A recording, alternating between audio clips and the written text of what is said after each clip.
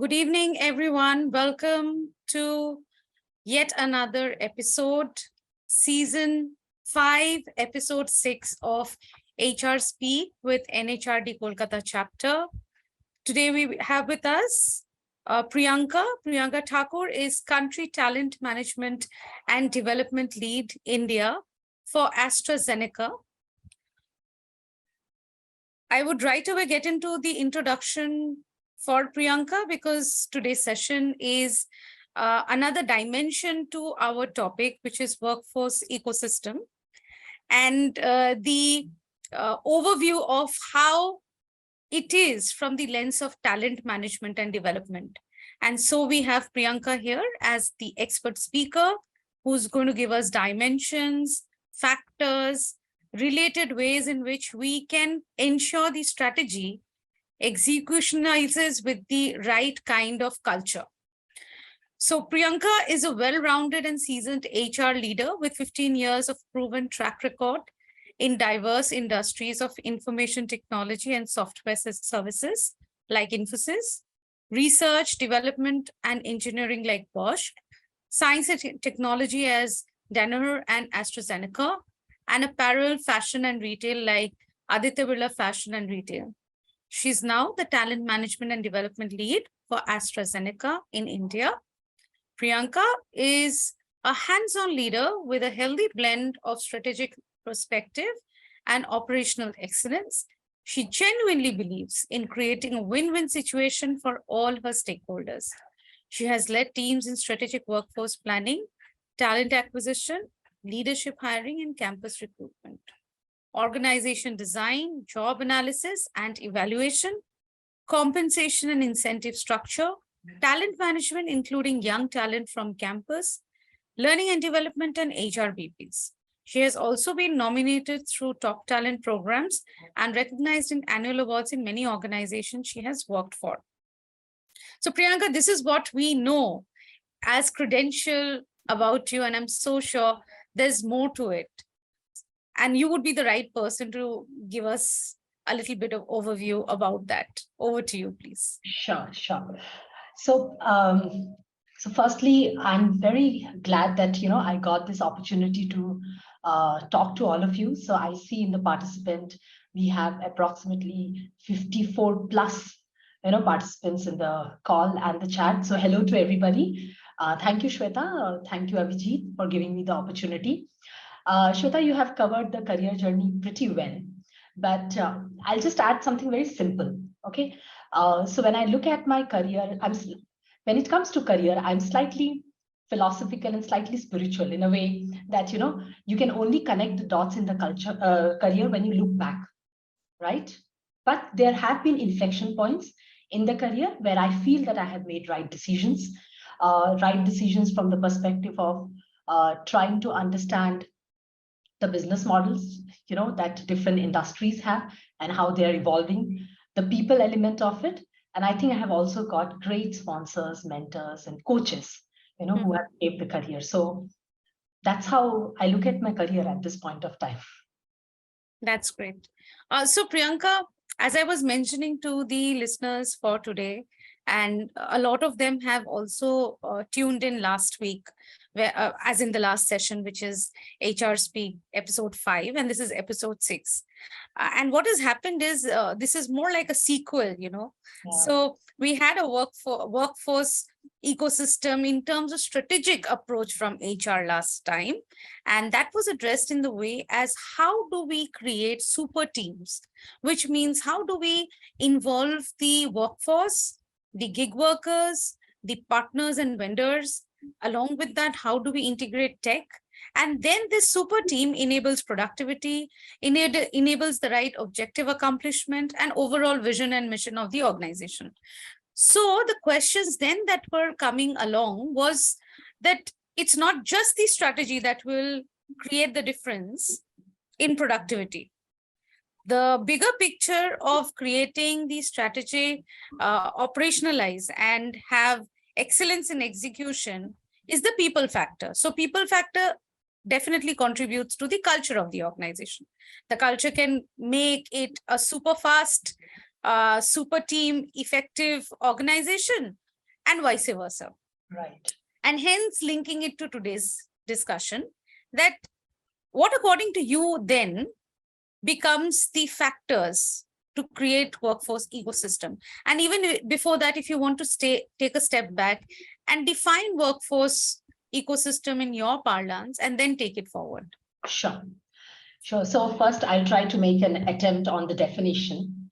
So for me, and it's something beautiful that I have heard in one of the surveys done by Gartner, that 77% of the employees do not want to be looked as employees, but would rather like to be looked as person or human being, in today's setup, right? Not just a mere employee.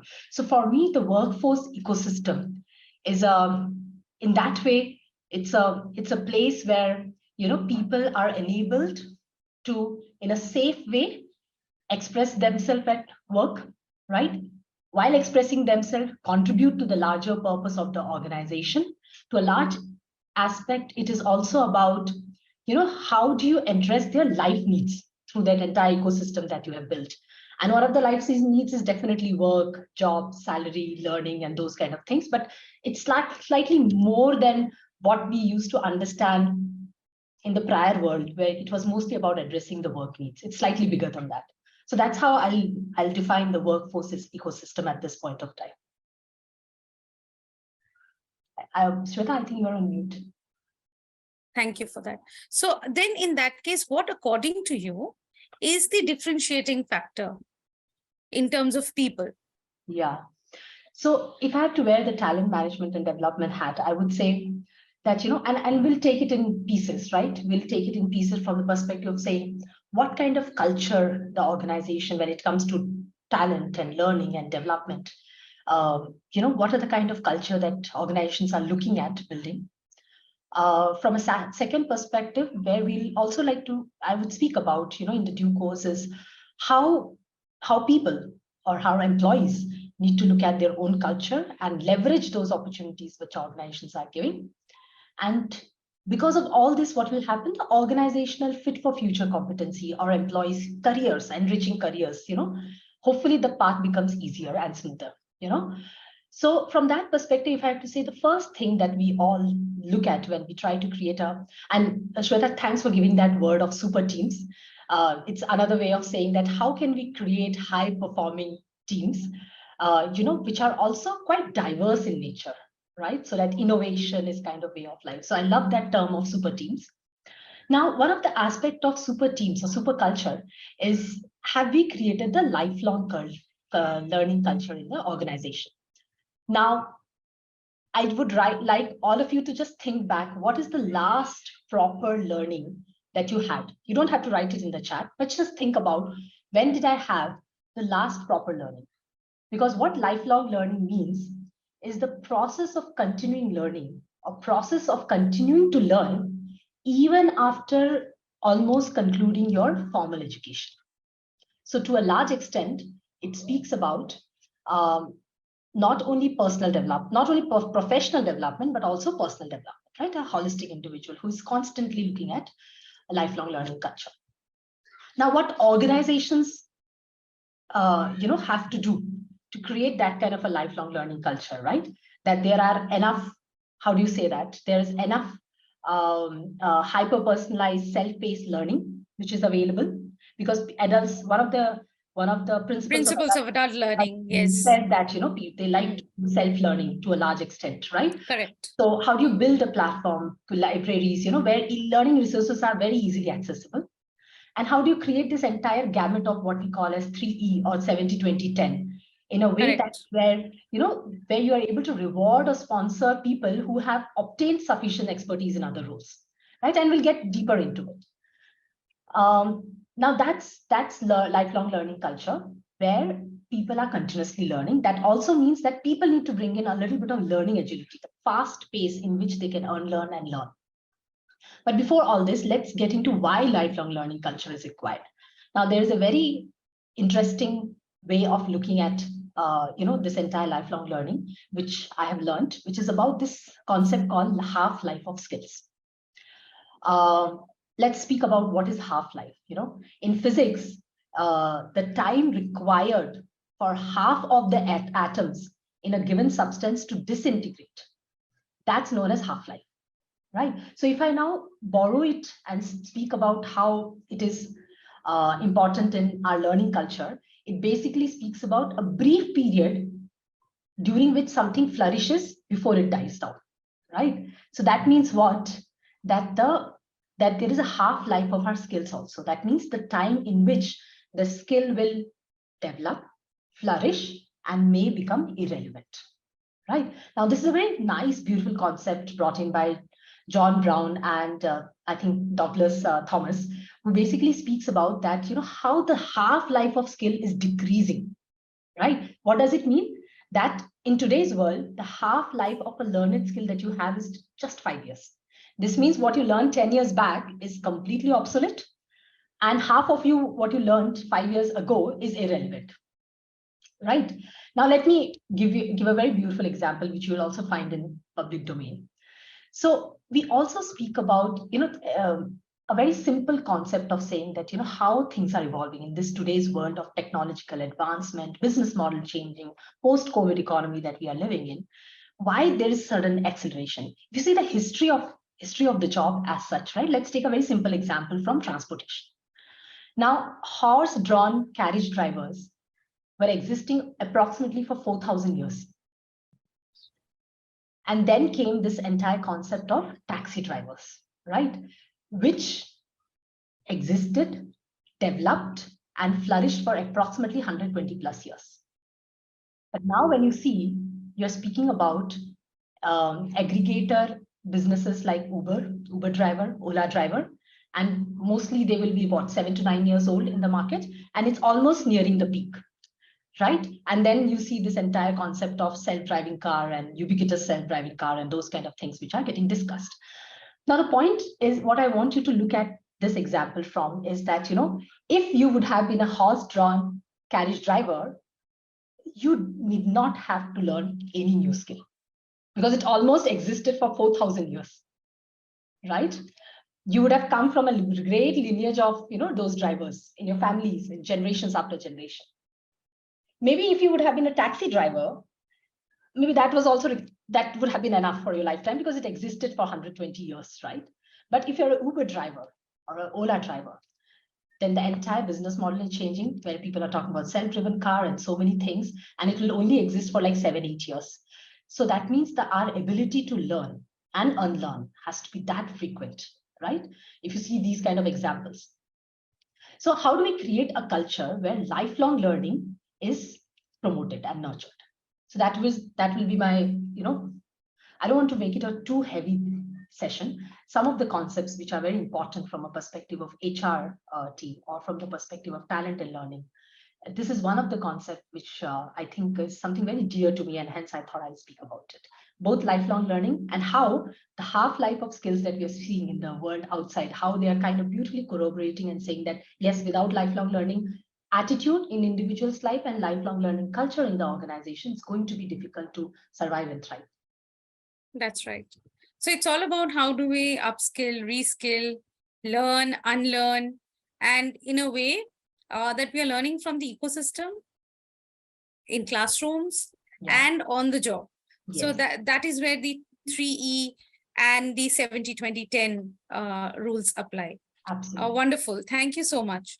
So Priyanka, now that we have discussed that culture plays the fulcrum role, or if this episode of ours is a sequel to the strategic discussion of workforce ecosystem, and we are saying culture is the protagonist, then can you give us some example of how culture played the role of bringing about a strategic shift in terms of objectives being met or business models changed, which you have enabled? So people in this session can relate to their roles and their jobs in organizations.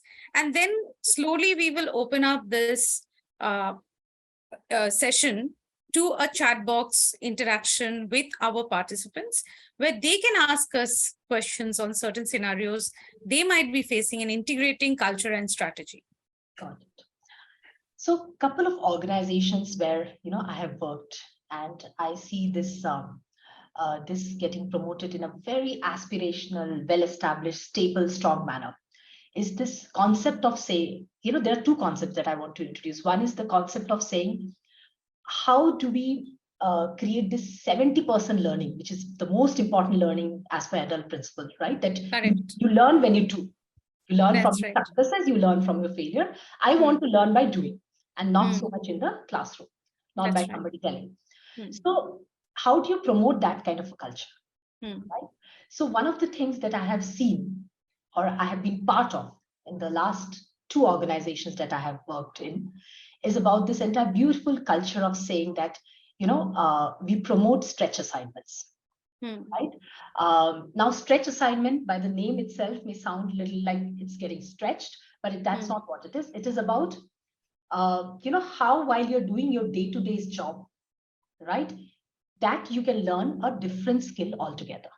For example, if I'm in talent and management, and I want to learn, let's say, compensation, then how do we create this kind of a culture of saying that if Priyanka is okay to stretch for 20, 30 or 40, 50% of her time, that for the next 6 months, she can do this project in compensation and benefit, right? So that's the concept which I have seen. A lot of organizations at a understanding level do have this concept existing. But, I have seen organizations where they have been very beautifully able to create career paths based on this, right? They have been able to create a very nice reward and sponsoring ecosystem to reward people who have shown that kind of a learning agility or risk-taking ability of saying, let me go ahead and try a completely diverse experience, make myself uncomfortable, and learn and become an expert of that skill. So that's something which I have contributed, and I have been part of, and I feel that it's something very beautiful.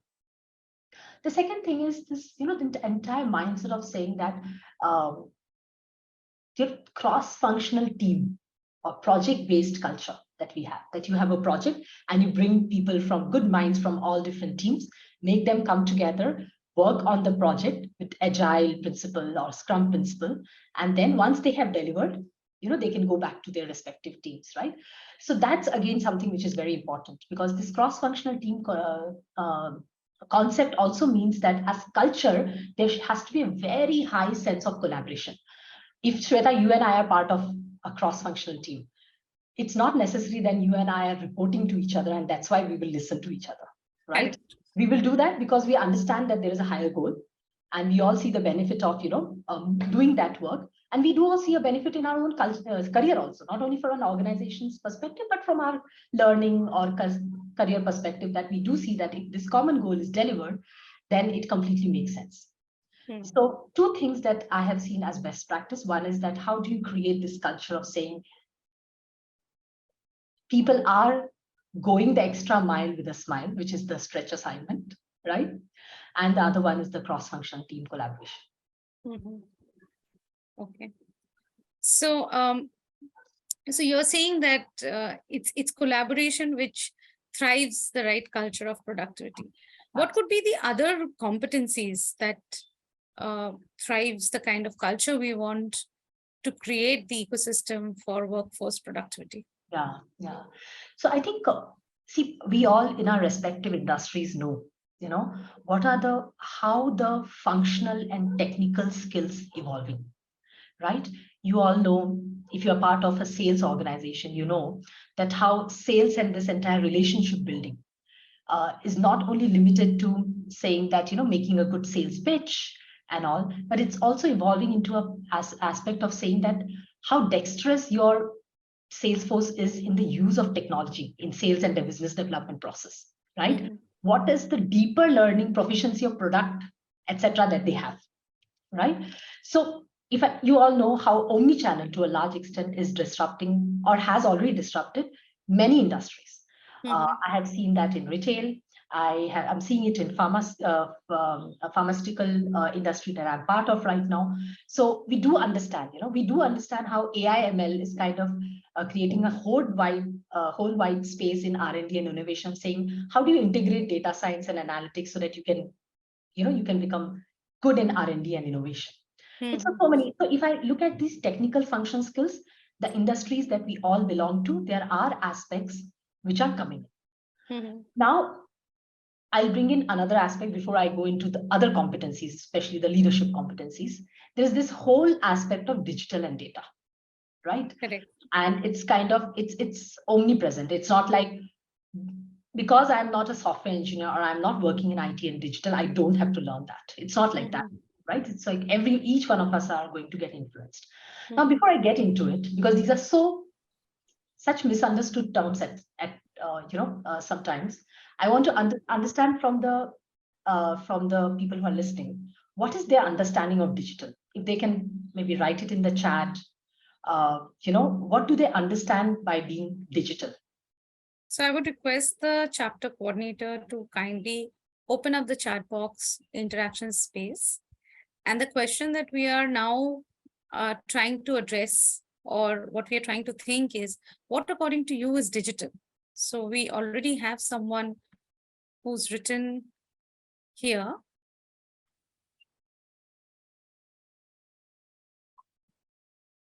Dr. Indranil has written, there are organizations. That's the question. There are organizations around us which nurture a culture and work order where people are unwillingly collaborating and participating. Is this a thing of a past? Leaders are overburdened, exploited, stressed out. What should leaders do?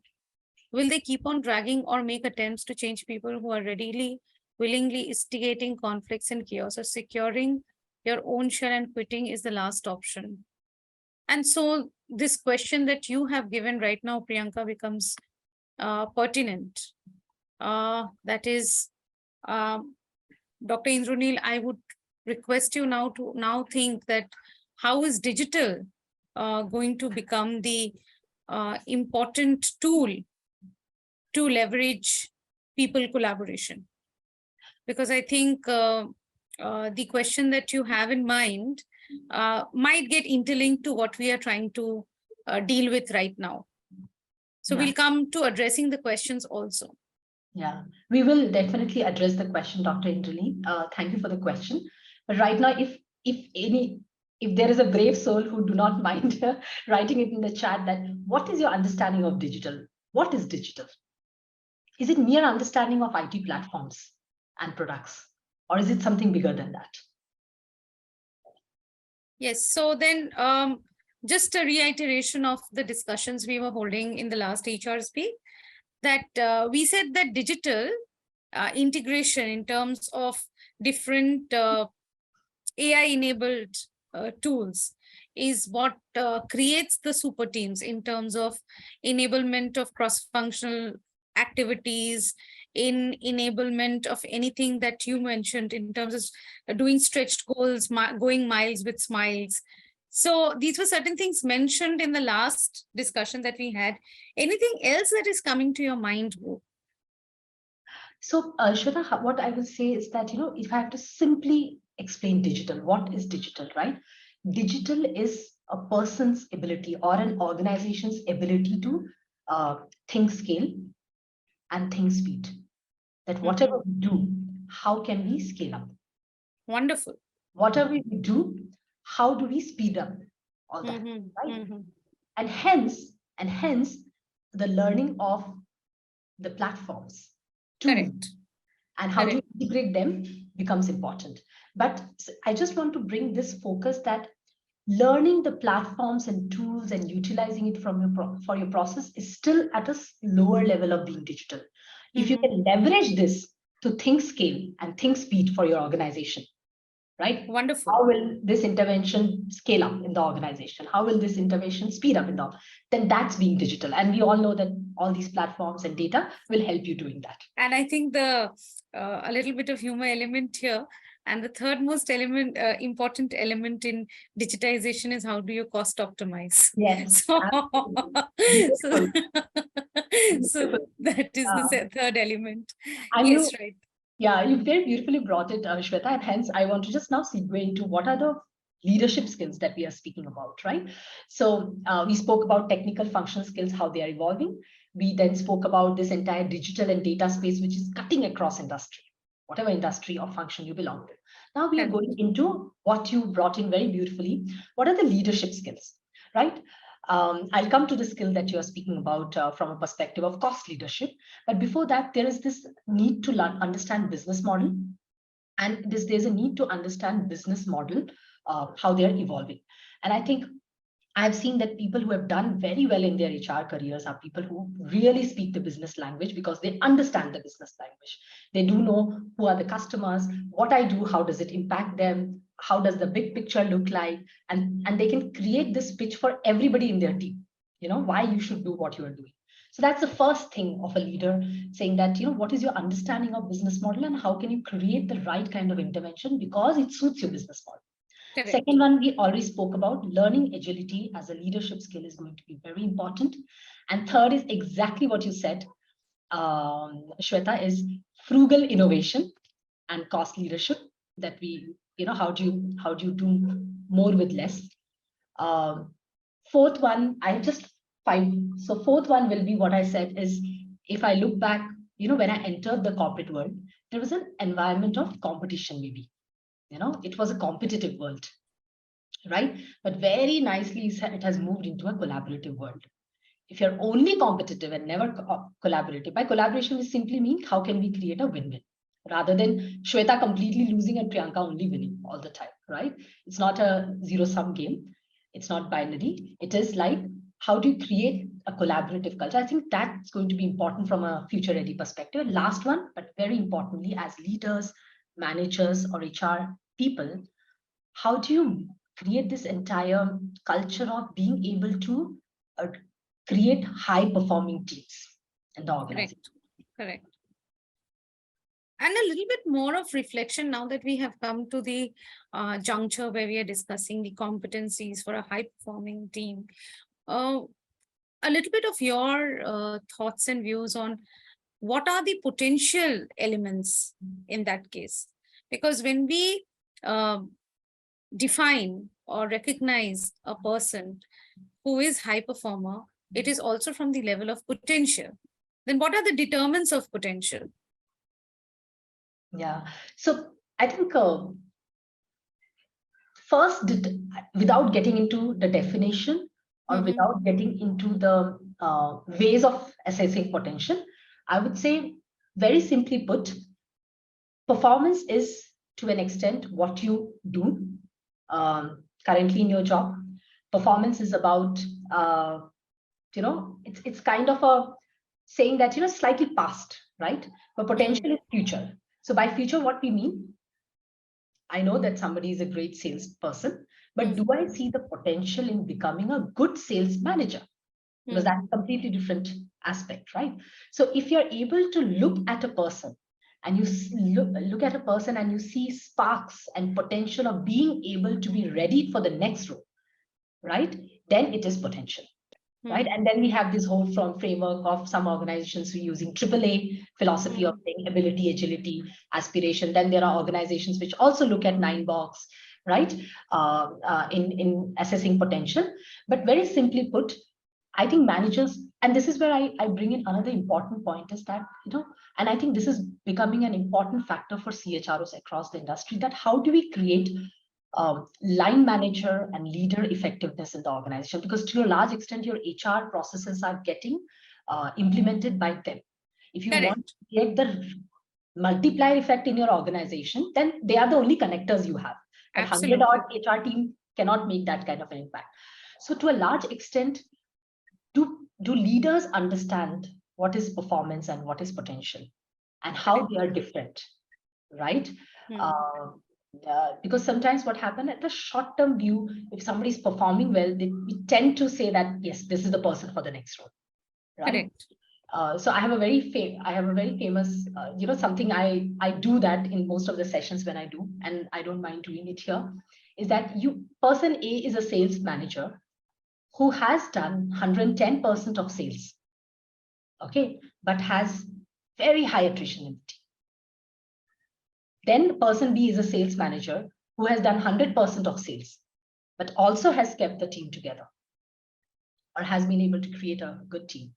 Which, according to you, is the person you would like to promote to become a sales manager? Correct. Right. So instantly everybody will say it's the person B. Why? Because the person B is able to think long term. It's not only about delivering the result today, but long term, and hence has the potential to do strategic thinking, team management, etc. And hence may be a better person to do that role. Right? That's right. And that's kind of introspective, I was also thinking in terms of the work that I do, how is that shaping up? And I would request each one of the participants, and we've cracked a century, Priyanka. This is the first time we've got 100 people who have come in together, and on a wonderful Saturday afternoon, we are spending a learning hour together, and that too on a topic on talent and development for workforce ecosystem. And that's great. Thank you everyone for coming in and listening in. And so I would not delay the interactive part of the 1 hour that we have, and I'm preponing it because considering we are 100 now, let's go on to the first question. And I would request all of you to think in your domain, in your role, in your organization, what is it that is not going right or needs attention in terms of culture fitment or in terms of people development that will create the super teams to give in the correct workforce ecosystem. And by correct workforce ecosystem, we mean productive workforce ecosystem. So think on that. And while we're doing that, we'll take up the first question. But even before that, Priyanka, drifting a little bit from the topic, just wanted to know that you're working with people, you're working on great strategic interventions to develop people, a lot of peer learning, a lot of on-the-job learning that you're working in organizations with, winning a lot of awards thereby. What or who inspires you? Yeah. So I think anybody, I would see there are people in my life who definitely inspires me, from my family to managers, I have reported to. I I genuinely get inspired by people who have a purpose, right? So when I see somebody who has a purpose, I I feel like, that I should follow those steps. So if I have to simply tell you, I mean, we all have, I think most of us will say that when somebody says that who inspires you the most, the first name that comes to our mind is our mothers, right? So definitely, because she also has, the concept that we are speaking about from the perspective of saying that, what women can bring to the corporate world, right? I have seen it very early in my life because I have seen her. So beyond that, if I go into many leaders in organizations like Bosch or Danaher, Aditya Birla, and even my current organization, who inspire me a lot, because I do see that they have a higher purpose. While we all are employees, we all are um, very importantly, we all are thinking about our careers, and we must, not to take that away, but there is always this higher purpose that excites me. Because with higher purpose, what comes, Shweta, is a great sense of learning and contribution, which is That's right. very, very important.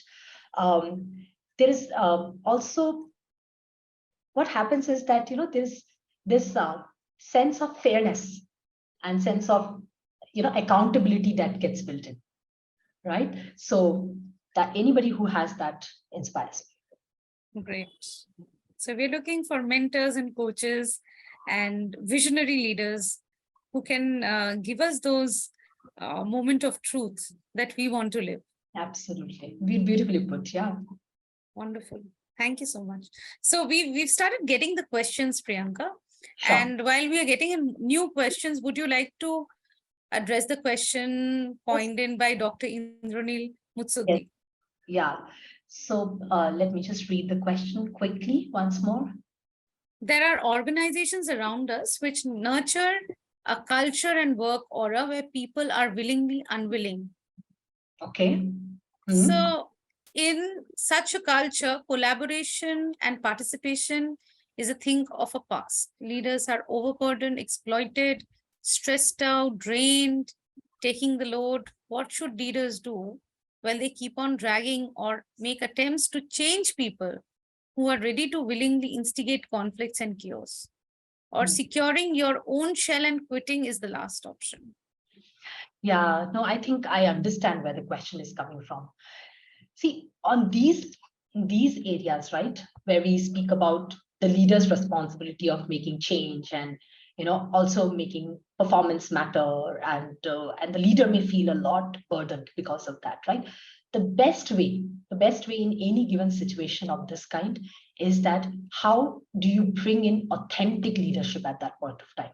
By authentic leadership, why am I using this word? Is because by authentic leadership, we do not mean you have to simply say the good thing because that's the thing to be said. It's not about that. Authentic leadership also means that while I care about the team, while I would be developing the team and working for the higher purpose, there are certain non-negotiables from a culture perspective, right, which will not work out, right? For example, like if somebody has, and bringing an element, if you have an employee that you are know that there is this entire will and skill metric that come into play, right? The person is lacking in skill but not lacking in will. There will be huge investments, support. Maybe you would like to see whether they can fit better in another role, talent mobility, IGPs and all. But if there is a will issue, right, then your approach changes. Authentic leadership also gives you a very nice right of saying that while I care about you, I will not shy away from sharing constructive feedback or tough love. In one of my manager's words, I used to love that word. So tough love, because I had and this is where managerial courage or leadership courage or authentic leadership need to come into play. So if we have teams, we also, they say with great power comes great responsibility, and that's the responsibility that you have. I would say make it easy for yourself or the leader, ask them to be authentic leaders, have conversations, appreciate people, but call us Wonderfully put by one of your managers, tough love. tough love. And that tough love is also about how do the managers or the leaders role model Yes. and show the culture they want in the teams below them. Yeah. Because most of the times we are saying that the culture is not good, or the culture and the ecosystem is just not happening. Yeah. But then why do we differentiate ourselves and keep ourselves detached from that culture? Because 1% of that culture is me, and it is top down. Yeah. And like for Sweata, I just add, if somebody has done billing compliance or ethics issue, then you can't only be a human-centric leader, right? You have to look at it. So there are so many situations that a manager or a leader faces that until unless the person has the hat of the human-centric leadership, is an authentic leader, expresses themselves well in appreciation or also in giving in a constructive feedback, until unless they are able to do this balancing act, it's going to be tough. The person will feel stressed out. So I think that is what Dr. Indranil is concerned about. Right. And maybe in his ecosystem, this is how things are playing out as a result of the pointers that we discussed. So right. Probably, Indranil, you might want to go back to your leadership team and make them deliberate on a closed room discussion and as to how they will role model and put the culture forward they appreciate their teams and employees to exhibit, is the question that we are asking. So while it's very difficult to tell someone that you're bringing in a lot of conflict, or because it's all about how one consequence leads to another, and this will have a snowballing effect. The constructive way would be rather about how do we get the leadership team together and help the employees exhibit culture through the kind of behaviors they want the teams to exhibit. And one of the important factors to that is authentic leadership. We might want to read up. Yes, please. Shweta, one point that you raised, and I think it's an important point to speak about, is that if you are trying for culture change, then please remember that most of the time it will be top down. It has to be top Absolutely. down to It be has to successful. be. Top down, right? Because what is culture? If you forget about the MBA definitions of culture, culture, very simply put, culture is the demonstrated behavior of most powerful people in any community, right? So That's the that means, naked truth. yeah. So that's why if you look at culture, it has to be top down, right? Because leaders do something, the middle management will do, and so on. It will get percolated down. If the middle manager do not feel secure to take tough calls, then there will be stress. So that's a lot of views for you, Dr. Indranil, and you might want to deliberate on which one you would want to consider first. If you want, you can also bring in your questions, further questions, and mail it to our chapter coordinator, and she will in turn share it with Priyanka for support that you might need. We can do that outside this session as well. Moving on to our next question, Rajiv Sen is asking, how to leverage the power of digital technology and data to enable the organization in being more frugal and pragmatic. Yeah. With the introduction of automation, ChatGPT, and other AI-driven process, there will surely be disruption as far as jobs are concerned. How this is going to impact the workforce ecosystem? Rajiv, even I can't predict how Chat GPT will impact, because we are all, it has so many implications, right? At a very basic level, there are people who are saying Chat GPT, if it becomes more elegant, maybe the engineering degree that we all feel so proud of may become irrelevant, right? So I can't predict the impact of Chat GPT or AI any more than what you already know, either in public domain or in any webinar that you have attended. Everybody is speaking about it, right? But the question that I'm going to focus is on that, how do you leverage the power of digital and data, right, to enable the organization in being more frugal and pragmatic? So if you want to create that kind of a culture, it's very important that you create certain flagship interventions, and they don't have to be numerous. It can be just one, of saying that there are couple of minds thinking about that. What does it mean for my organization to be digital, right? For example, there is a whole huge focus on digital marketing in, let's say, FMCG. For your organization, it can mean something else, right? So from an organizational development perspective, what is that one or two skills for which you want to bring it to the fore and say that this will be my flagship intervention, right? To build the digital mindset and capabilities then. Once you have done that, what I can say is that create this entire journey. And it has to be a well-rounded journey of saying that, are there elements of development into it? Are there elements of learning from another industry into it?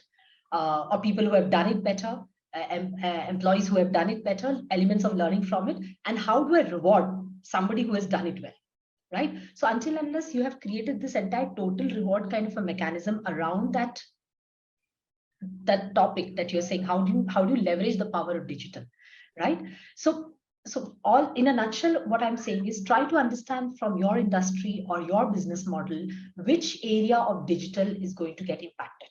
If you ask an FMCG person or a pharmaceutical person, most of them will say digital marketing, omni-channel, and certain other pieces, right?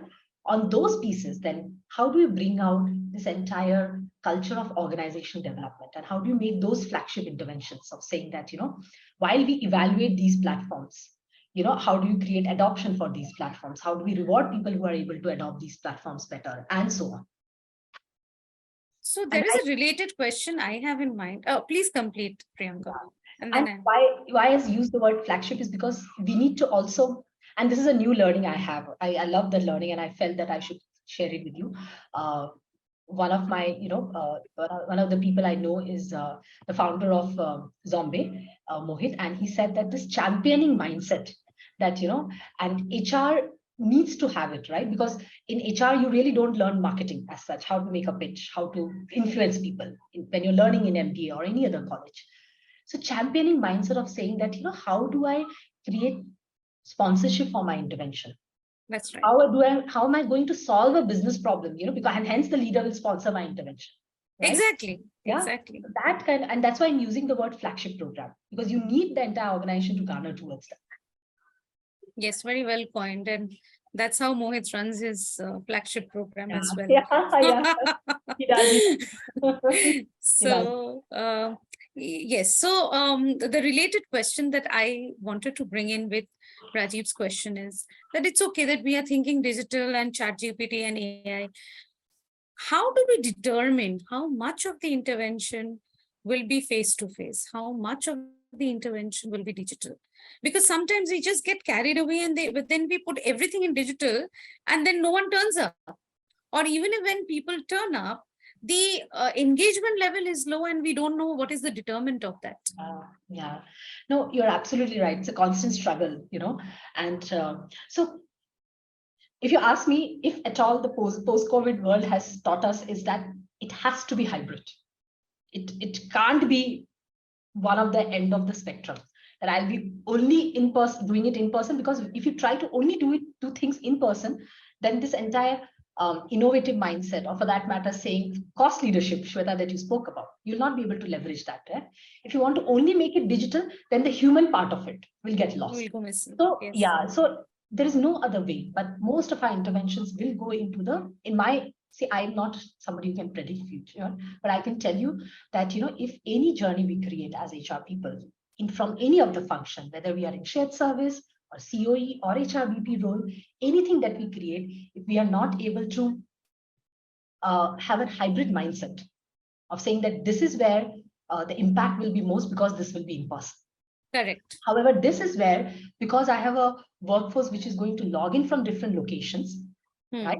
I should create a virtual model. And then because it is virtual, it should not be very lengthy.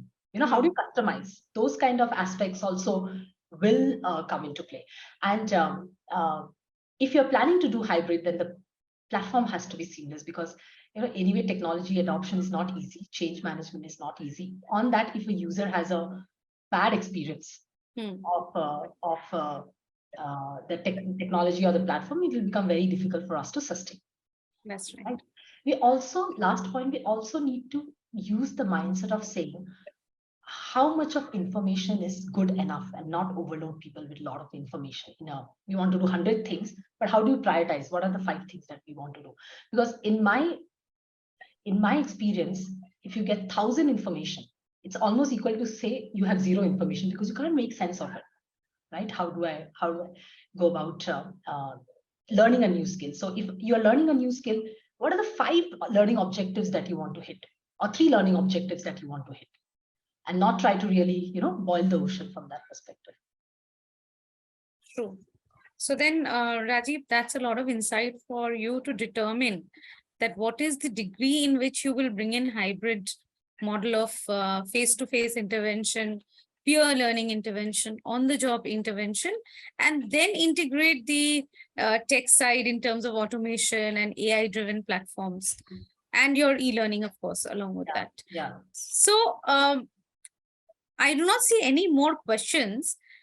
This could also be because most of them were there in the last session. Okay. And as a result, they have been able to grasp the sequel to the strategy in terms of how do they bring in the people factor in and create those winning teams to align with the strategy that the organization has. So having considered that we have spoken about the culture, the determinants of culture, the competencies required, the information in terms of tech that is going to bring in, the differentiating factors in people have been discussed. What could be the other elements of culture according to you, Priyanka? So one is we have discussed all of it in terms of talent intervention.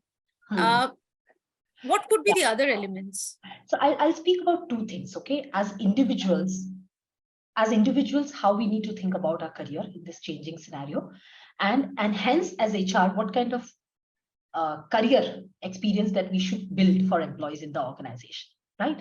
So, and here I'll bring in 2 aspects, and then I'll segue into what organizations can do to create a better sense of this culture that we spoke about, the learning culture, right? So, and you all may have heard, right, that that careers are no longer ladder. That means you can't simply go up like this. It's more like a jungle gym, and anybody who has played on a jungle gym will know it's about going diagonal, then going on the left hand side, and then finding some space to go up, and things like that. So it has mostly become like a jungle gym. Now, what does it mean? So if, in a traditional way that we were looking at culture, it was a very hierarchical based. That means there used to be only a singular path forward, right? And the general assumption is employees' needs remain consistent over time. This is the function that they took birth, and they will end also in this function, right? And hence, most of the focus from a career perspective was about the next promotion, right? And hence, you would also realize that there were slight problems in saying that a lot of silos got built, right, within functions. But now, when we look at the career, then most of the focus is on diverse experience. How can, as an organization, we give you multiple paths forward, and how, as an employee, you are okay to become uncomfortable in taking those paths, and get out of your comfort zone and say, raise your hand of saying, I would like to take that path, right?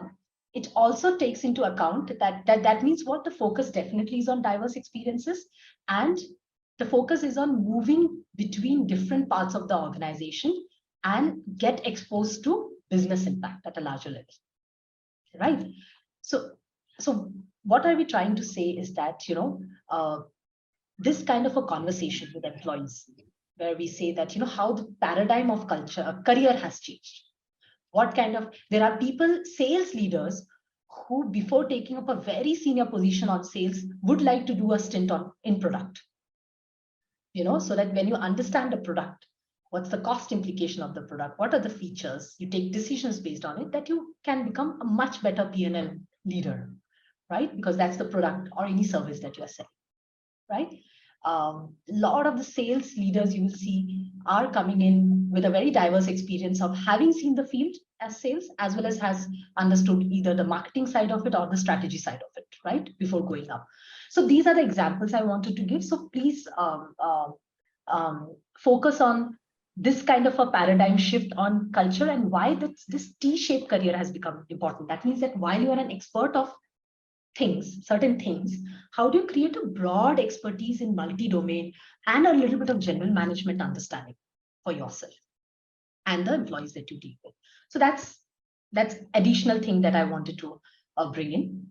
From a perspective of, we spoke about, how line manager and leader effectiveness play a role in creating that kind of a learning culture, because they know how to do development conversations well. They understand the needs of the employees, their areas of improvement. I have been in an organization where you cannot close a performance document unless you have closed the development document, and it has to be very legitimately done, not just as a tick mark. Leaders also need to have a sense of entrepreneurial culture in the organization. If your people are fearful of failure, they will stop learning. So how do you give a safety net in that aspect? Will also play a role, right? Yeah, so, and very importantly, I think what I want to say is that how do we create a rewarding, sponsoring mechanism for people who have kind of challenged themselves and taken career paths? These are the other aspects that I felt I should share. That's right. So we're looking at career journeys which are going to become more interesting for people to have the enablement of understanding the entire business machinery, and along with that, contribute to the entire business model. So while I am in learning, I would want to explore a business role and vice versa. And that completes the journey rather than going the linear way of HR executive to HR operations to HR generalist role and so far and so forth.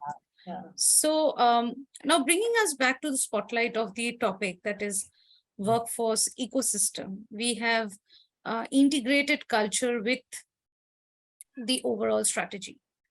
What, according to you, then, and you might want to flip the question as well, would bring down the overall workforce ecosystem? Yeah, I think two things, Shweta. One is that if the last mile in the pyramid has not understood the strategy, it will definitely bring down the productivity or enablement, right? People need to understand the larger picture and how are they contributing. And the second thing is, I think this concept of what we call as psychological safety.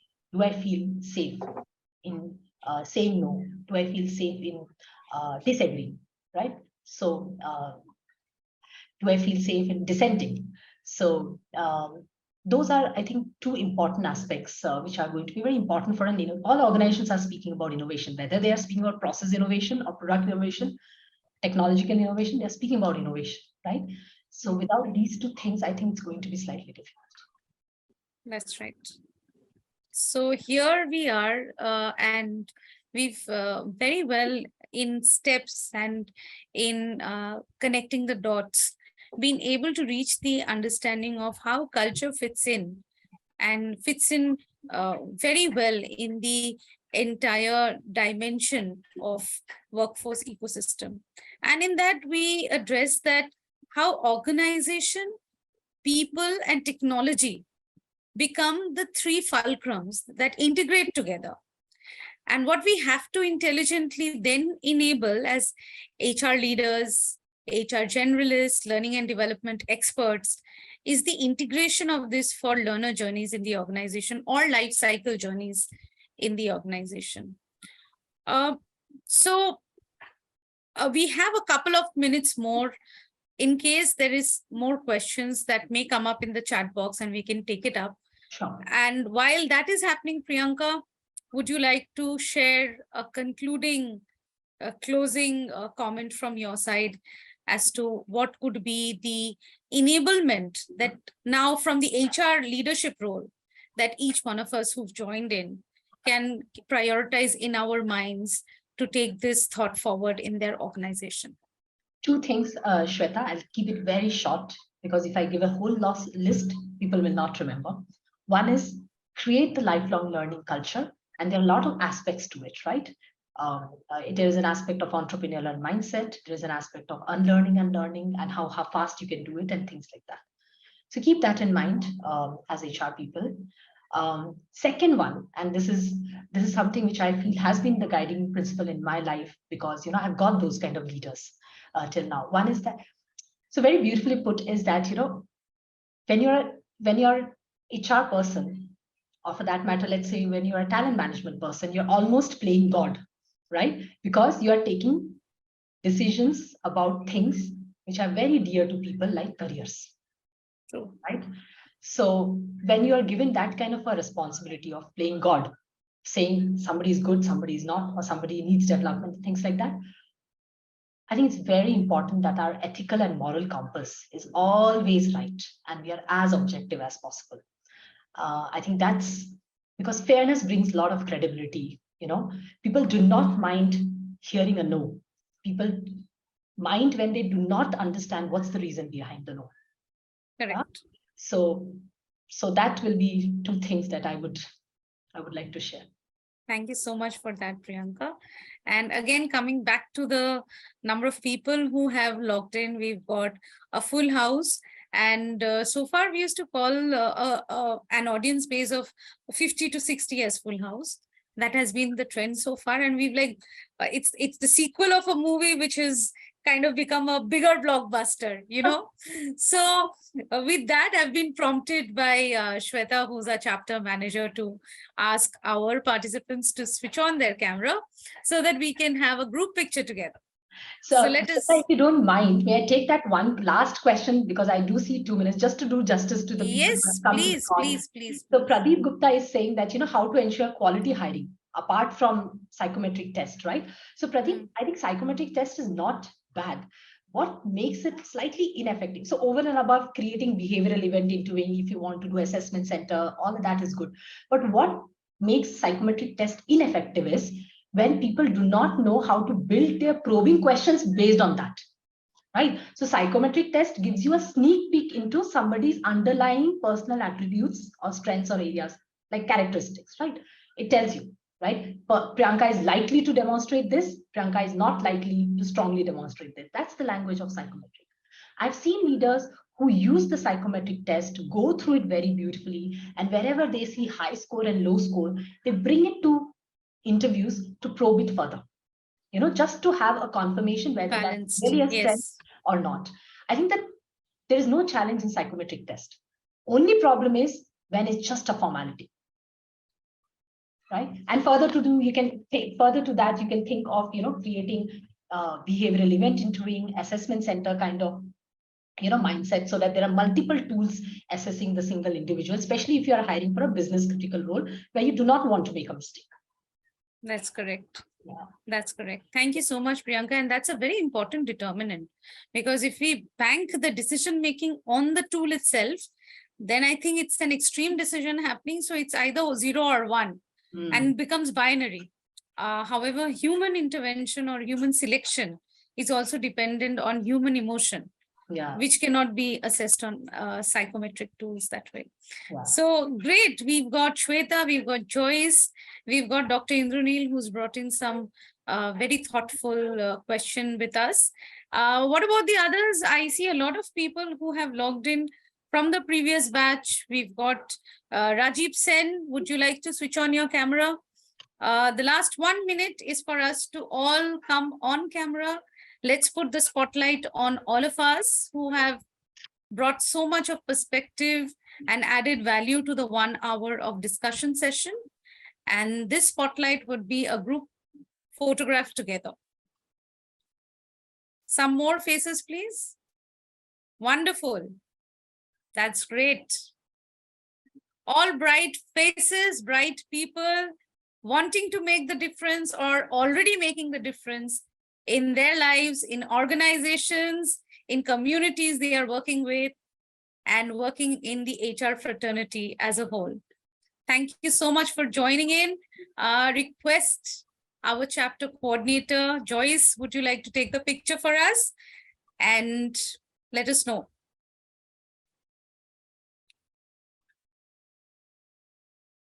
Wonderful. Thank you, everyone. So great to have you, Priyanka. Thank you for the introspection, the understanding, and the tools that you've brought to the session in terms of what has worked in your experience in the success journey that you have shared with us. We wish you all the best in the future and the bright future that is ahead of you. And to each one of us who's here in this discussion, a very, very, very best to you in terms of implementing the thoughts you've heard so far and making a difference in the lives of the people that you're working with. Have a great evening ahead. Thank you, Priyanka, for joining in. Thank you. Thank you so much. Have a nice evening ahead. Bye-bye. Bye, everyone. Have a great evening.